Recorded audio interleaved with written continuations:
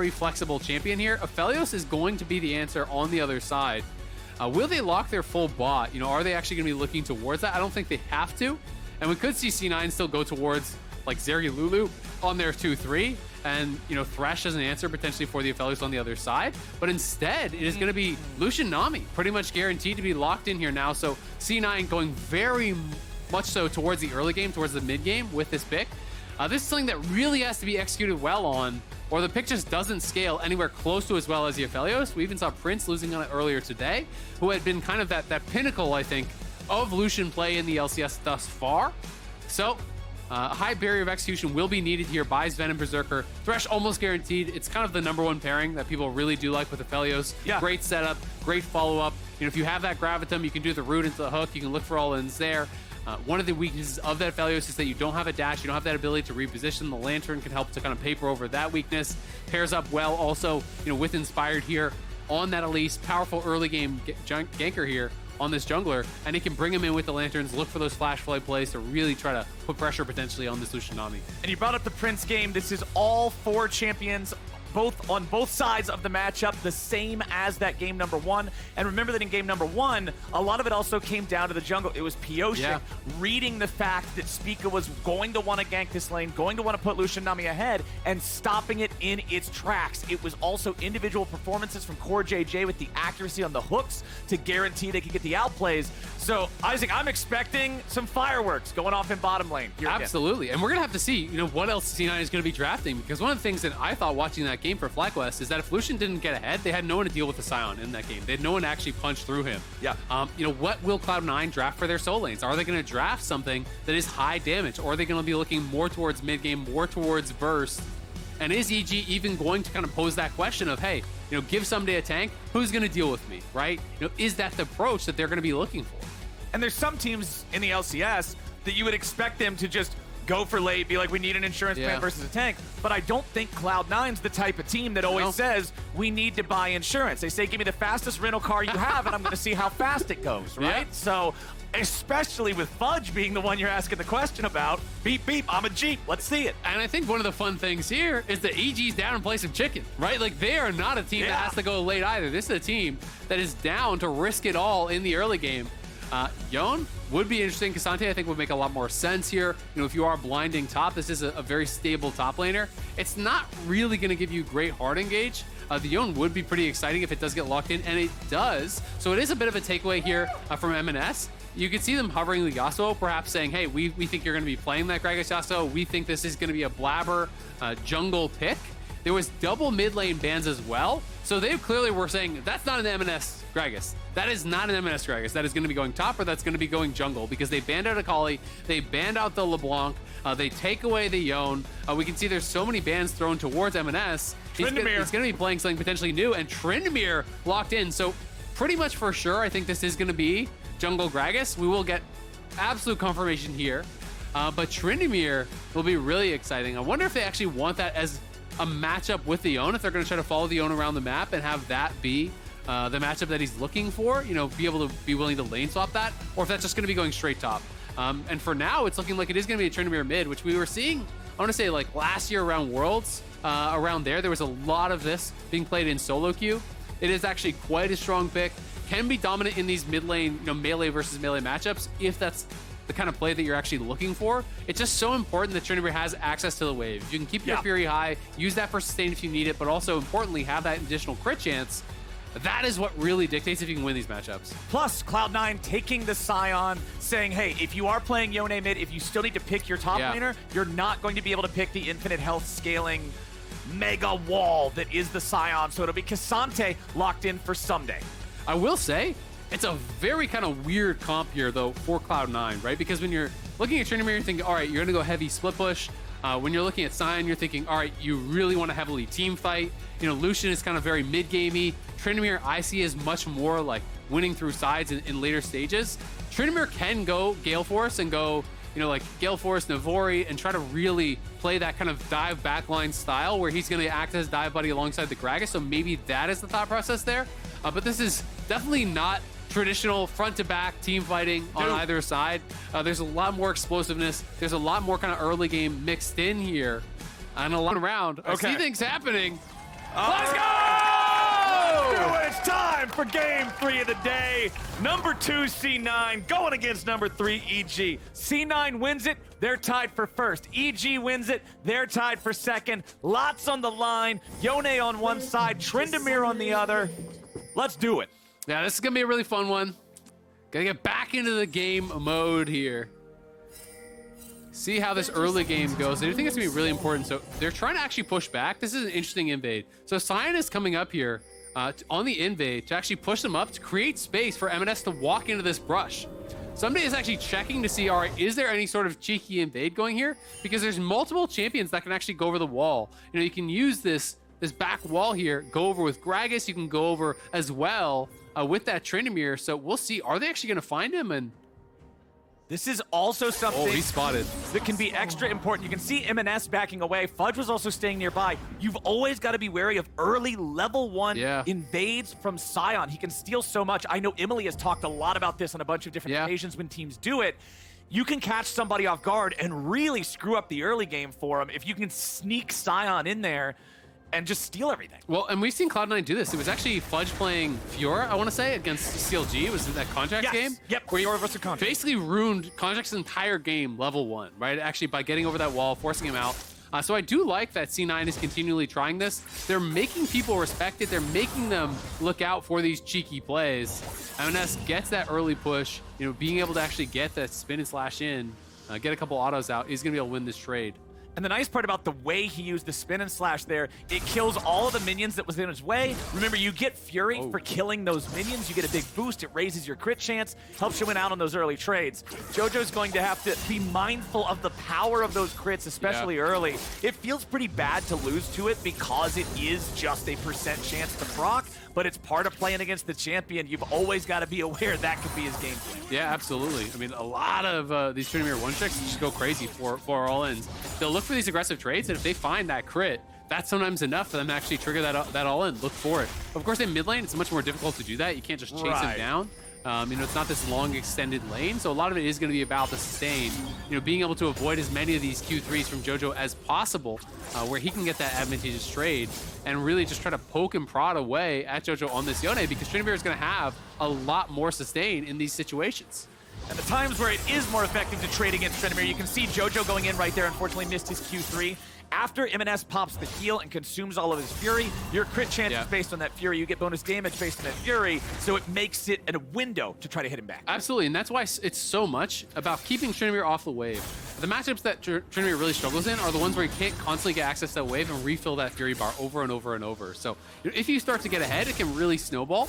You know, if you can chunk Tryndamere down to where he can't actually step up and refill that Fury bar on the wave, then all of a sudden, he can't actually step up whatsoever, and then it becomes, you know, more and more in favor of that Yone. This is awkward though, because Jojo actually didn't get that wave all the way to the turret. He's gonna take a base. If he finishes this base, he's got TP back immediately, because his wave is not great, so he will be TPing right back in, gets a dagger, gets a refillable, gonna have to complete that push. He can do this because he is not playing against an enemy mid laner who has TP, right? His double combat summons on the other side. So he refills his health, gets a little buy, and he's gonna try to utilize that additional power here to win out in this 1v1 from this situation. And that's essentially what Teleport is early game, right? It is a full heal summoner spell that takes you away from the combat for a little while. Probably lose a little bit of EXP from the minions, a little bit of gold there. But that's what Jojo gets value from. You can see him now immediately getting aggressive against the low Fury EMENES, who's now at 250 HP, healing back up a little bit. Both junglers are hanging around the area. Inspired's gonna walk forward. Sweeper is active. He'll see the silhouette of Blaber, who throws the cask over the wall. Blaber is level 4, Inspired is level 3, but it's Jojo who's got mid lane control. Yep. But it is, you know, that dangerous move to actually look for there, because you are down a level. He's going for the all-in! Big crit! The Ghost ready to follow up! Jojo's in some trouble, and EMENES chops him over the head! First blood, solo kill, Cloud9 mid laner. Knocks him out of the air there. He was actually in that Shadow Unbound, tried to take it back, but just gets chopped down on the snapback. And that's a death after TP, by the way, which is devastating there. Because the wave is actually not fully dead. So his wave is going to group and push back to his opponent. That is really, really rough here. Jojo was up the level, but EMENES does get that level up. And let's see what actually prompted here. Backstep there. There he goes in for that spin and slash. You know, gets the crit, and he says, yep, I'm committing to it. 2 crits on that all-in. Jojo has got to be frustrated about that one. If he doesn't get that initial crit, I don't even think he looks for the all-in, to be honest with you. No, he does. There's no way. I don't think at all. And it's low commitment, though, right? You go in, you look for it, oh, get the crit, going in. If he hadn't got the crit, it's not like he's forced to take that all-in. He just backs it right back out. So EMENES kind of showcasing what is honestly just some of the RNG nature of these types of matchups. With Tryndamere, you get that early crit, puts him in position to win, and even that second crit, I don't know if he gets the kill if he doesn't get that. Oh, this is bad. Oh no, Jojo could be in so much trouble here. EMENES has ulti. Does he even have to use it? Nope, he just pops the heal from his Fury. This is a nightmare situation for Jojo and EG. Yeah, that is looking so bad. I mean, everything is just kind of snowballing out of control at this point. Jojo's early TP into getting solo killed, kind of off that RNG crit. Then immediately ganked there by Blaber. The flash committed. They double flash on him. They kill him under the tower. You force no ulti. You're way down in XP. Your wave sucks. They're taking the dragon. It is really tough from this position. Inspired's not going to really be able to find a way in. Because bot lane Prio was C9's from that position. So C9 out to a truly incredible start. It's really hard to imagine how it could have gotten much better for him. Inspired wanted to try to see if maybe you can throw the Spiderling in there. Blaber miss-mites it, and you manage to steal it by launch. That's about all you can get. Blaber will move up in mid lane to freeze the wave, or at least buy it a little bit more time away from the turret. Jojo tries to force him off. Berserker pops the cleanse bottom lane, but now Vulcan might be in a little bit of trouble as they fire back. Both supports at about half HP. Heal and Ignite used by EG, only the cleanse from C9. Yeah, it is an extra summoner used by EG, but they also have a pretty solid HP advantage. Berserker also so I assume that C9 is going to go back to base on this wave here. It is a cannon wave, so it will take longer to push in, but the fact that it's actually on Infernum, and I think there's a Relic Shield charge there. Yeah, so he's just going to dematerialize the cannon, which means now you don't get to base. Without that cannon there to delay the push in, you just would lose too much. They would lose that full wave, even with the cannon actually taking so many tower shots to die when they get it pushed in that quick. And so that's why I really do love the intelligent usage there of that dematerializer. You know, not just spamming it out for no reason. They get an advantageous trade, they get the HP advantage, and then they use it to mess up the base timing of their opponents. And that's a kind of additional layer of thinking that you really want to see from your top level teams. And they're going to need to do that to make up for the advantage their opponents have built back here in the mid lane, with EMENES getting off to this nice start with the Tryndamere. Of course, Jojo still doing just fine in the farm department. Yeah. He does actually still have more CS than his opponent. A big part of that is having teleport. It just makes it so much easier to not lose out on those resources. But Inspired's looking for a dive here in bottom lane. Elise is so good at this. Oh. Double flash away from the cocoon. Keeps Berserker and Zven alive. But this is Aphelios with White Gun at the turret, plates available. C9 not feeling great about the bottom side. EG's looking good down here. And Berserker still can't base because the wave is still absolutely messed up, right? Like it's still a brutal wave. If he actually leaves there, he loses the full wave, so he's stuck in this situation where, you know, he really does not want to be. He will be able to farm up this wave. You know, the gold is about even, but he's going to be on 0 sums with flash available on the Thresh. That is actually so dangerous. If you have no cleanse, you call the Elise back down to bot. If the wave is pushing out, all of a sudden Thresh flashes in, flays you up, throws the lantern to Elise, and you really got no way out of that. So gonna have to be really careful for these next couple minutes until at the very least he has his cleanse back. But Aphelios is gonna be feeling really good about his situation, and especially with this new popularized BT Rush build. Lucian, Nami in the early game, they're not really looking for an all-in, right? They're actually looking to poke and prod and slowly chip away at you with these Qs through minions, with these quick trades. But that just doesn't work when someone has sustained this early on in the game.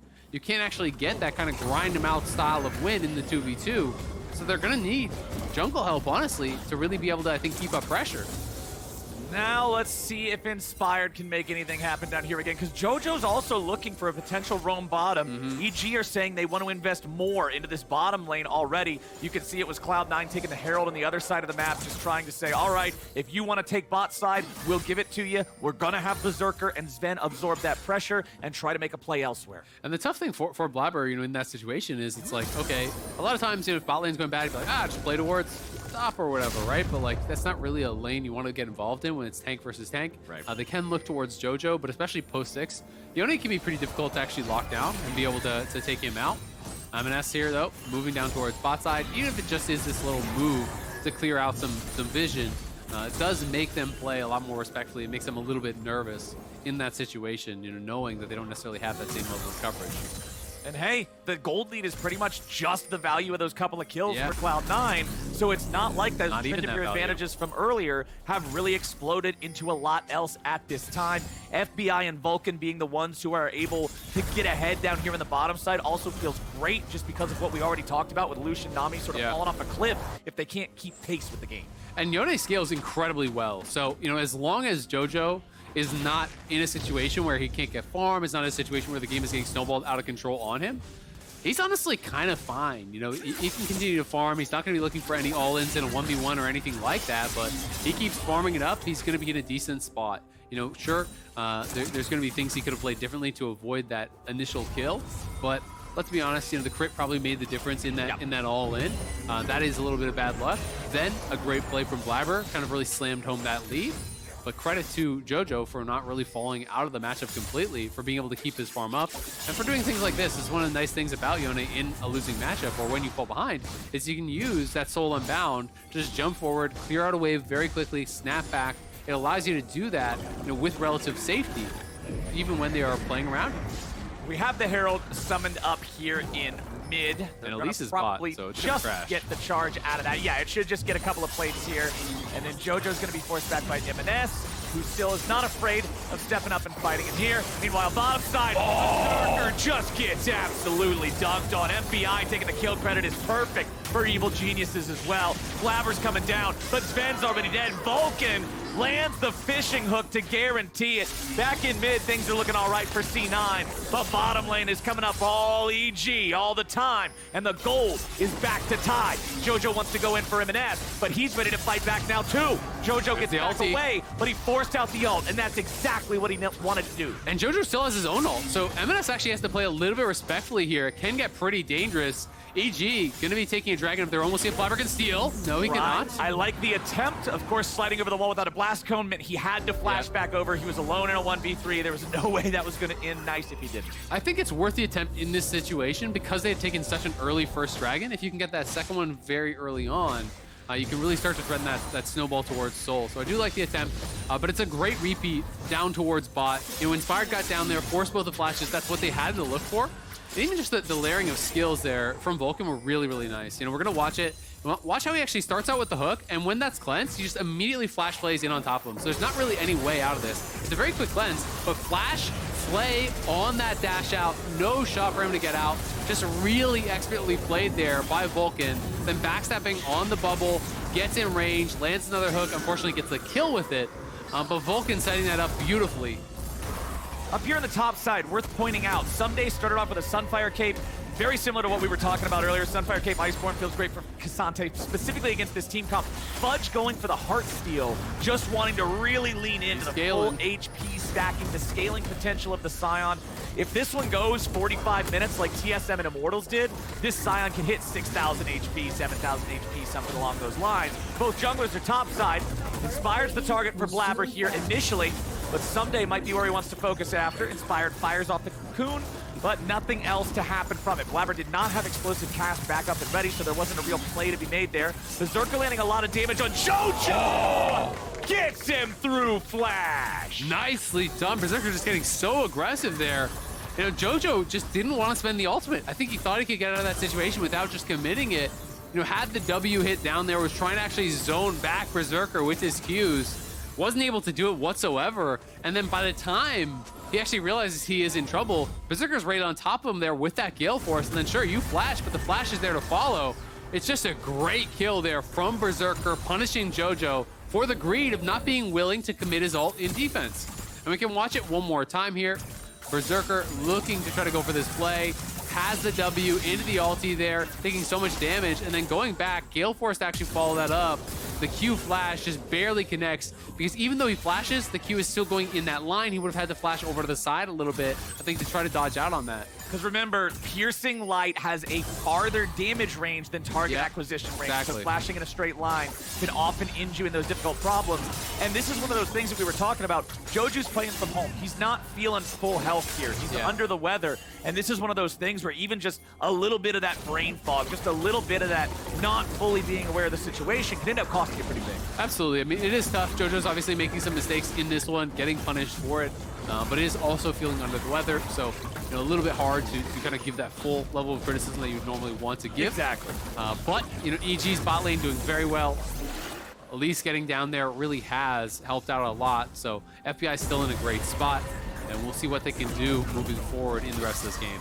And you want to see Fudge try to get as many of these Heartsteel trades as he can against Ssumday early on. That's the whole point of the item, try to stack it up, maximize that HP. EG thinking about maybe diving Berserker and Zven underneath this tier 1 turret. They know that EMENES is nearby over on the other side of the red because they saw clearing the ward, and they see Blaber on the red too. So EG, they want to bring Vulcan down. They're thinking about just killing the jungler. He's going to be right there in the way of the cocoon. He takes the red with him, but Jojo is going to be the one securing it there with the kill. They fire off the Nami wave, but it won't matter. Nice patience, nice plan from EG. Yeah, really good patience there. I think a lot of people would have kind of pulled the trigger too early on that play. They see EMENES, maybe they just try to go push him off or something like that. But they waited and they spotted Blaber coming over on that blast cone. Blaber, you can't blame him for thinking he's safe. EMENES literally just walked around to the top of that red brush. Yeah. And they have people in mid lane right beside him. You're thinking the jungle is pretty safe and secure, but they had actually snuck in there, able to set it up with that cocoon. Yone out there to follow it up. Thresh hook there to follow it up. Everything available, and they do get a kill for Jojo. And that means he finishes his mythic, so right back into the game now is EG's mid laner. And I like the fact that he's just going for Immortal Shield Bow completed first. Sometimes we see Yone's just go for the non-mythic item first. Yeah. Blade of the Ruined King used to be the hotness. Sometimes they'll go for something a little bit different flavored, but especially with him not having a stellar early game, I think just getting the extra survivability, the extra sustain is the right way to guarantee that he can keep farming up, like you were talking about earlier, and become that late game. Absolutely. I mean, if you're going to be getting pressured, there's some safety there with that proc. You can see Cloud9's remaining opponents. Expected wins potentially against Immortals, but TL looking a bit better. CLG, could be a tough opponent, and FlyQuest, is still on top of the table currently. So are some tough ones they have to go against. EMENES getting aggressive. He's gonna go. Oh, it's the Gale Force, and again, it's Jojo not respecting the damage output of the Tryndamere. He tried to escape with the ulti, but it was too late. Yeah. EMENES gets the solo kill. He's got to be willing to use those ultimates earlier. He's just not respecting these all-ins, but Berserker in trouble. Berserker may be the one getting all-in now. That Spiderling eats a lot of the culling, and Berserker's still fine. You can see that he did use the cleanse to get away there. But the victory in the bottom lane with EMENES over Jojo means C9 has control over the bottom half of Summoner's Rift, which means Blaber is going to grab the second Drake of the game for Cloud9. Yep, going to be able to grab another dragon, feeling really good about their position now. And it is, of course, that Gale Force has been completed for a while for EMENES. Was kind of what I was expecting. This is the build that we had been seeing a lot from pros around Worlds last year. When Tryndamere mid was popping up a lot in scrims and in solo queue and everything prior to Worlds. And it's a build that allows you to really get in on that back line. If you flash E on top of someone like FBI and all of a sudden he flashes out, you have that Gale Force to close the gap and get right back in on top of him. So it's going to be up to guys like Vulcan, Inspired, and Ssumday on this Ksante to be able to try to peel this Tryndamere off of FBI, because he is going to be the primary target for pretty much everyone on C9. And I really do like the Gale Force in pro play just because your opponents are so good at minimizing your DPS uptime. Yeah. I mean, if you're playing top lane Tryndamere against Johnny Meatball in solo queue, build Kraken Slayer, maximize the damage. Slap him up. Chop him to pieces. But here, every split second that you're able to deal damage, you want to be dealing that damage. I'm always a fan of this build. It's flashier, it gives outplay potential, and at 3-0, EMENES has some weight on his shoulders to be carrying this game. Oh yeah, absolutely. And I mean, let's be honest, in modern day pro play, when's the last time you really saw games ended through side lanes? It's very rare that a true split push win condition is available. So, it is about those team fights. They're going to try to chunk EMENES here, but Jojo, again, you got to be careful. Yeah, EMENES is not afraid to fight back. Blaber's coming in to see about a follow-up, but he's just a couple of seconds too late to be able to really look for anything there with an explosive cast, try to knock somebody back over into EMENES' range. So C9 disengage back after that one. Tryndamere, especially with a Nami right next to him to give him some bonus healing too, can just easily restore all the health back. Yeah, absolutely. Gonna be looking to just heal him right back up. This Gale Force into just straight up rapid fire from Berserker. So Berserker just gonna be looking to kind of poke and prod every time the rapid fire is up. Yeah. Look for those chunks, look for those little bits of damage that you can land. It's always a little bit scary when a Tryndamere gets this far ahead, because he can threaten the 100-0 under a tower. If you misplay, if you use, especially your Soul Unbound, don't have that mobility to actually avoid some of the damage when he's in that ultimate looking for that dive.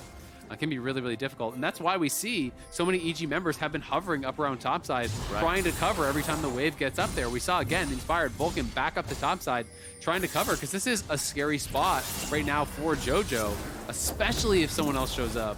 He could really be under pressure. And with Fudge on our screens right now, going to do a quick update. The Heartsteel currently has 266 stacks after that last auto attack onto Ssumday, and the Soul Furnace up to 888 as the bonus HP there on the W. So between those two items, he's currently sitting on about 1,100 bonus health. Yeah. For free. I mean, he's above 4,000 health already, right? Yeah. And we are 20 minutes into the game with one item completed. So that is going to be that brick wall that they have to deal with. And that's why it's going to be so important for FBI to be able to free fire. But one of the difficulties in a comp like this, you could say, well, Azael, Aphelios has really high damage. You know, surely he's going to be able to kill that Sion. But the problem becomes you're going to have a Tryndamere running straight at you in every fight. Yeah. So it's really hard to actually find time to be able to maximize DPS and to be able to kind of create that space for the Aphelios to really be able to deal with them. But it basically has to be him. No one else on EG is going to be able to threaten the Sion. So it's going to be incredibly important for Vulcan and the rest of the team to keep FBI free. They were waiting on EMENES to come over that wall. As soon as he spun, Inspired was ready with the cocoon to stop him in his tracks, but they didn't even have the damage to burst him down to the ult. You know you're never killing him there, but if you can get his ult, hey, you can stop him from being as aggressive in the side lane for the next minute and a half. Unfortunately, he's right back into the lane. He's right back to healing up. He doesn't have any actual lifesteal items yet, so he still can't go from 1/4 HP all the way back to full, but he will be back to full after just a couple waves. Yeah, absolutely. You just keep really filling that rage bar, keep healing up with Q. He's got the Navori already done, so that is so good. That is where it becomes really dangerous to actually play against Tryndamere in a side lane, because all of a sudden, you know, he's getting that mobility back constantly. You know, he's being able to stick on you so much more effectively, and that's where it becomes really, really tough. You know, he completed that early Zeal. It's just a super effective item here, you know, in that early laning phase, both for Yone and for Tryndamere, honestly. But you talked about it. Jojo was behind the curve of the game, felt like he needs to kind of rush that Mythic, which I think is fine. Yeah, it's one of those situations where going for a non-completed item ball of stats feels really good as long as you're at least on pace in the game. But once you're behind, losing the Mythic power spike, I mean, the Immortal Shield Bow could be the difference between life and death for some. Absolutely. Right? So I understand Jojo not wanting to go for an early Zeal or something like that. I also understand Jojo saying, guys, look, you're on your own. If they take Dragon, they take Dragon. I need to scale in this side lane. I got to catch up here a little bit. Jojo should be able to cut down the last little bit of this tier 1 turret. Yes, he will. Fudge having completed his Sunfire Cape. Remember that Sunfire Cape scales off of max HP now with the AoE aura. That's why it's always fun to compare the damage on Sion when he has it to anybody else's. 79 and rising. As remember, you stay in combat, it ramps up. FBI is eating a whole lot of damage from calling there, but managed to disengage a good chunk of it.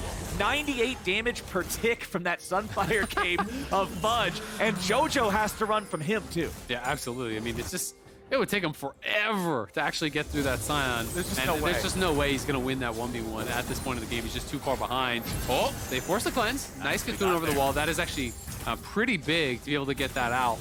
It's going to be tough, you know, when you look kind of on the other side, you're thinking about how these two teams want to play it out, how the ADs are going to be dove, they are going to be focused. And that's true, I think, as well for Berserker. But the luxury the C9 have is that their Tryndamere is just giga-fed. So, you know, if they're actually diving in onto the Lucian and you're giving free time to EMENES, he can win you the fight by himself. Vulcan forced to flash away there as C9 looked at the opportunity to make a pick. And yeah, if they want to start up Baron, like, you have Tryndamere. Even if Lucian's mid lane, he can just keep on farming.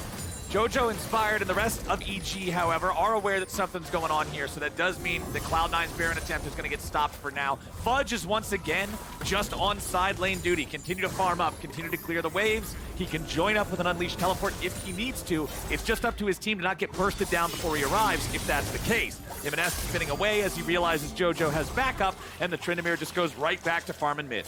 Yep, absolutely. FBI now going to be working towards that IE, and that is going to be the really big spike for him. Jojo likely going towards that IE as well. So he will at least have some backline threat, you know, once he does complete that. I don't think we're ever going to get to the point in this game where he can really kind of threaten the Tryndamere in the 1v1, but Inspired could actually be dead here straight up. Can he get out? Okay. Oh, that ward actually gave him an exit. It looked like he actually was able to repel to that blue trinket that was thrown over the wall. So potentially a bit of a mistake there. I think that's what actually happened. I'm not 100% sure. I didn't see specifically when he landed, but he is I didn't see anything else that he could repel to, unless there was a lantern that I missed, because I think the lantern came down after he was over the wall. Yeah, it's one of those things where if we had a slowed down replay later on if nothing's happening. Well, wait, never mind. We have it right now. Let's take a look. Yeah, because I don't think you can actually go to the blast cone if the blast cone hasn't spawned yet, right? Like, there needs to be something there. So he repelled. They put down the trinket, and yeah, he just repels to it. And that's what lets him land. Watch the spider fall. So they just mess it up. Like, I think that I understand the thought process. Someone's about to go over the wall, and you're like, I gotta get vision over the wall. Maybe they're expecting him to flash over the wall, you know? But in this case, unfortunately, they gave him an easy exit, and he didn't have to use flash. It might have been thinking the blast cone is up. Oh, true. He's going to land on the blast cone. We need to see where he lands to hit him before he can take it. But unfortunately, with the blast cone still down, it just ended up providing an escape for Inspired without having to spend the flash.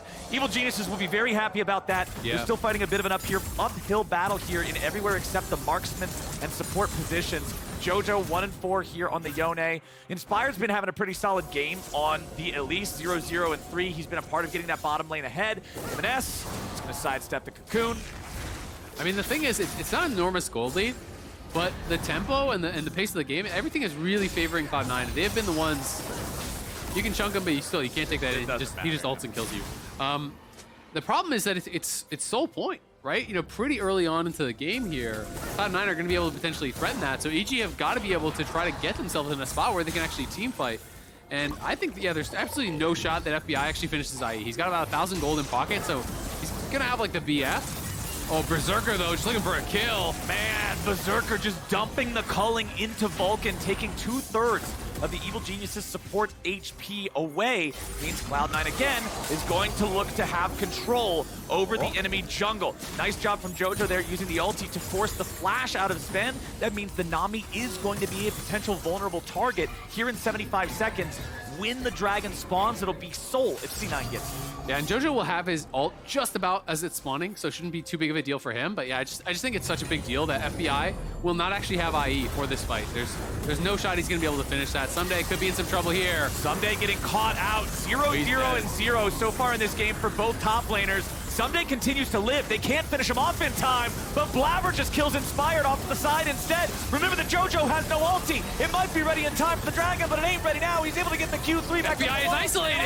FBI is alone. A virtual rise. They shut him down, and C9 gets 2. C9's going to take Baron. They're going to get Baron here. No problem, I think, with all of those kills. EG all tried to funnel in to bail out Ssumday, who ended up actually being able to survive on his own. And they just kind of get caught out in transition. People coming from different angles. You're not considering who they might be running into on the way over. There's no chance to steal this. And Dragon hadn't already spawned. So there was no chance of a trade either. So this is kind of C9. It feels like putting a bit of a bow on it. They are so far ahead now and basically have everything they need to try to be able to close this one out. Gonna even TP back out on the map here, make sure that there's no way Dragon can be stolen away from this. So we can watch this one more time. Great CC layering there onto the Ksante, but Ssumday's able to get out. But look at Inspired walking in here and then just flash in, body slam flash, full combos him as Blaber. FBI trying to come in behind to help. Gale forces straight in, but then look who's behind you. It's EMENES coming in from the top side. And he doesn't waste his flash because there's no way out, right? EMENES isn't even using his E, and he's on the other side of you, and now Zven could be in some trouble, but no. Jojo gets CC. Yeah, Jojo just had no business being there. He thought he saw a way, maybe getting back into the game. He's saying, all right, we're so far behind. We got to throw a Hail Mary. We got to get something. He tried. Unfortunately, it doesn't come up with anything good for him. Zven just baits him into another death. 1-5 here on the Yone. C9 5v4 for the next 30 seconds. It's just about the world's strongest 0-0-0 Sion at this point. Yeah. He's at 5,400 health now with a Cloud Soul. There was already almost no chance they could ever kill him. Excuse me, Ocean Soul. The regen going to be so enormous at this point. Nice little sidestep from Blaber, and they're going to look. EMENES will lead the charge as long as he has that ulti and he's ready to use it. He's in no danger. There, finally going to be propped. So now he'll try to get away. EMENES, complete disengage. 200 or 300 HP remaining. Blaber's in the middle, but now he goes golden to buy himself an extra moment. Zven fires the bubble at Blaber to give him some extra movement speed and help him get away, and Fudge has joined the fight. They find the knock-up onto Inspired, who tries to flash out, but a little bit more damage takes him down, and EMENES is the one to do it. Evil geniuses get scattered by the Gragas ulti, and they try to regroup, but the culling is once again ready to be unloaded. Blaber looks for more chances to zone these guys off. Ssumday gets caught up again. Might just die this time, but it looks like once more he'll escape. But the Nexus is now about to be focused. EG on their last little bit of a defense. Jojo jumps in. What can he find? He's trying to get something. The rest of EG want to stand and fight. They grab a shutdown over on the Berserker. Fudge is still alive. Blaber's waddling away. They shut down the Sion, but what about the dead body? He's got a lot of HP. He's just going to stand there and beat Jojo to death. Just barely misses out on it. EG holds on with 1/3 of a Nexus. That's not going to be much, though. Their base absolutely in shambles. They do hold the door here, but really at what cost at this point? It is so difficult to really see a way back into this game, and you can see the ward is going to be covered, is going to be swept out. TP wasn't even available for Fudge, so unlikely that we would see a Sion backdoor regardless. But Cloud9 are in such an incredible spot at this point. We can see it one more time. EMENES just getting very, very aggressive, trying to just kind of close out the game here, looking for an angle to get a kill onto FBI. But this can be that difficulty when there is a lot of CC. You can see him, really struggling to actually connect with his target. He gets played out, he gets hooked up, he's through the box. He's getting actually flung prior to that as well by the Ksante. So not really able to connect. And then Blaber going in a bit aggressive, has to actually spend the stopwatch. And it's Cloud9, just playing with a lot of confidence because of the position in the game. Sion moving forward, even flashing forward here, trying to get the kill, flashing over that hook, looking to try to finish off Inspired, and they do get him, but it's EMENES rejoining the fight now without his ulti, so can't really continue forward. And then all of a sudden, Fudge is hooked under, and they're gonna go again. We're right back to live, and EG is on the defensive. Vulcan's the one here in the front, soaking most damage, and Berserker's getting it all done. Jojo wants to use the ulti into the middle. He finds a kill. He wants to get a little bit more with the Q3 connecting on the Berserker. Fudge is still in the middle of everyone, but EMENES died with the ulti up. Cloud9 and their mid laners with Tryndamere ultis. I'm having flashbacks. I'm sorry, Perks. I didn't mean to do that to you, but I had to. It's C9 again, not being able to close. That Perks catching astray, but it's Cloud9 who gets stopped again. And with every successive defense there from EG, you start to build up that small bit of hope. Cloud9 do want to clean it up a bit. I think they're just getting a bit too aggressive here. Not actually playing out the map. There's no reason to try to just straight up 5v5. You can just play through sides. You've got a heavily winding Tryndamere. Just go through that side lane there. Instead, they're just trying to run it down mid with all 5 and close out this game here. Vulcan gets killed off very early, but it is EMENES in that back line who's just straight up burst out. Didn't get the ulti off in time, and then all of a sudden, Berserker's pushed back. We're just going right back to live, so nothing gonna happen there. But yeah, I just want to see Cloud9 close it out playing through sides. You can just put Tryndamere top before mid. You have multiple pushing lanes with the supers, pressure that top lane inhibitor, close out the game very, very cleanly in that way. Yeah, is what we really want to see here from Cloud9. Because anytime Elder gets on the table, Elder is kind of that great equalizer. I think EG is gonna win from this decision? No, I don't. But if they're able to steal away an Elder, all of a sudden your gold league doesn't really matter anymore. The Elder is more than enough to kind of equalize in these situations. So you do get that little bit of nerves after a couple messy fights here from Cloud9. They got to clean it up and close this one out. The Elder spawning doesn't necessarily mean EG wins, but the only way EG wins is the Elder spawn. Exactly. And getting it too. They've got to be able to steal it.